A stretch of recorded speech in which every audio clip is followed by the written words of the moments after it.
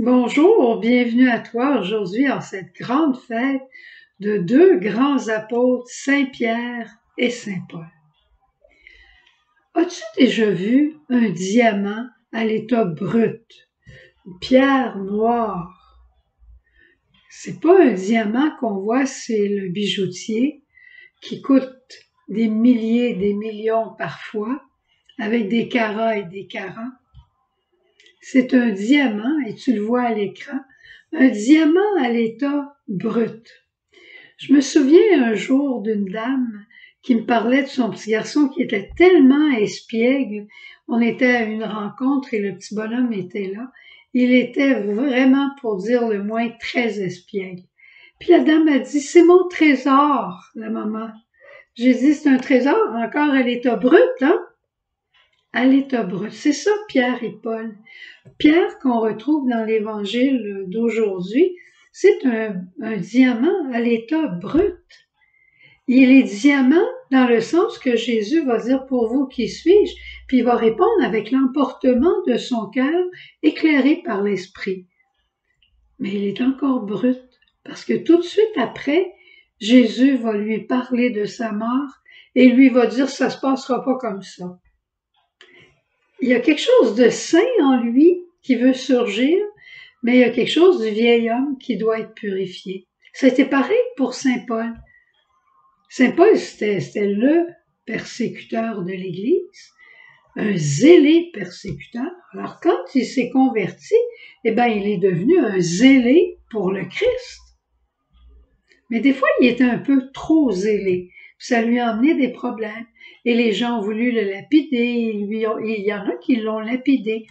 Il n'y avait pas toujours le discernement qu'il fallait. C'était un diamant à l'état brut. Toi et moi. Moi, en tout cas, je peux parler pour moi, un diamant à l'état brut, une sainteté qui n'est pas encore accomplie. Mais la bonne nouvelle, c'est que Jésus a entrepris un projet d'amour avec toi et avec moi, et il va persévérer jusqu'au bout. À nous de continuer aussi jusqu'au bout. Il se sert des événements de la vie quotidienne pour nous façonner. C'est comme le levain dans la pâte. Tu sais, le levain, sans qu'on s'en rende compte, il travaille la pâte, il la fait lever et il fera le bon pain. Le bon Dieu est au fond de nous et il nous façonne. Chaque Eucharistie, quand on la reçoit avec foi, chaque Eucharistie nous façonne. On n'a pas besoin de faire des grandes prières, sauf de rendre grâce au Seigneur pour l'œuvre de miracles et de merveilles qu'il accomplit en nous. Je vais te raconter une histoire personnelle, c'est jamais compromettant pour personne, mais moi, quand je pars en voyage du point A au point B, je voudrais être arrivé à B avant de partir presque. Puis on roule, puis on n'arrête pas pour rien, on n'est pas en voyage, on est simplement sur un espace à réaliser. Alors, pas plus tard que hier, je partais de Montréal et je m'en venais vers Bécomo. J'étais avec deux autres sœurs qui sont beaucoup moins pressées que moi dans ce sens-là.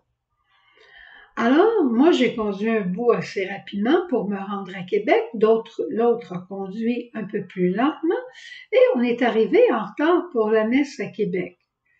Bon, je me suis dit, non, si j'avais conduit, puis si j'avais été plus vite encore, on serait arrivé à l'heure. Mais elle va plus lentement. Elle va selon toutes les règles d'or.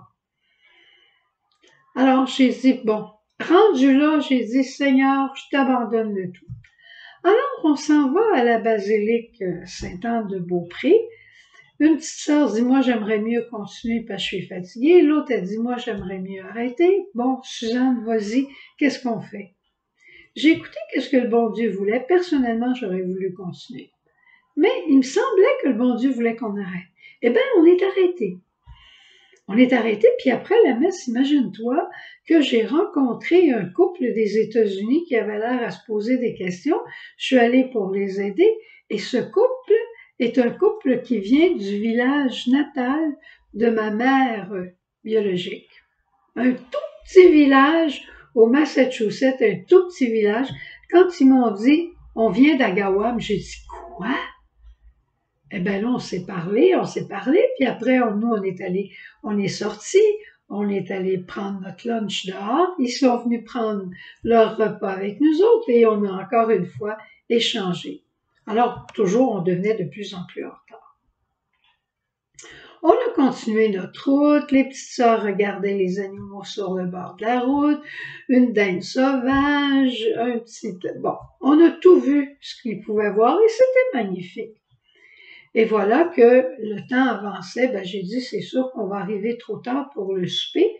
Alors, il nous restait un peu de lunch, alors on s'est dit, on va manger ce qui nous reste dans notre lunch. Puis il y avait une petite cabane à patates frites, on a dit on va s'arrêter, puis on va prendre une frite avec des bouts de sandwich puis de légumes qui nous restent.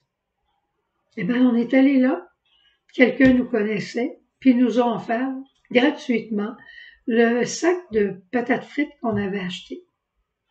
Tu vois les joies que Dieu voulait me faire dans la journée, de rencontrer quelqu'un de la terre natale de ma mère, et cette joie de nous donner un sac de patates frites gratuitement, simplement parce qu'il nous connaissait. Le bon Dieu avait des joies en réserve pour nous autres. Mais si j'avais décidé de passer droit à Saint-Anne-de-Beaupré, je manquais cette joie qu'il avait préparée pour moi.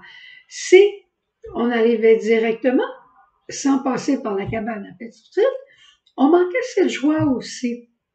Le Seigneur a beaucoup de joie pour nous sur notre route. Alors moi, j'ai compris dans cet événement de la vie ordinaire que Dieu était en train de façonner ma patience et de me permettre de vivre plus calmement pour voir tout ce qu'il me réserve. Et en terminant, je te lis un très beau passage pour toi aussi te donner à croire que Dieu n'a pas fini l'œuvre de ta sainteté. L'auteur, qui est Philippe Ferlet, dit « Ce qui assure notre vie, malgré sa fragilité et même son péché, c'est que la parole du Père dit à chacun de nous en vérité, « Tu es mon fils, tu as du prix à mes yeux », cette parole, elle est fondamentalement vraie. Dieu a dit « Ton nom est gravé dans la paume de ma main ». Alors, quand Dieu s'engage à ce point-là avec quelqu'un, quand il inclut la créature dans la parole d'amour qu'il a dite à son Fils, rien ne peut plus être incertain ou menacé. L'espérance chrétienne ne peut pas être une utopie. Tu seras saint, tu seras sainte, parce que aimé de Dieu, et Dieu veut te façonner au fil des événements. Laisse-le réaliser son projet d'amour sur toi. Au revoir, à demain. Jésus,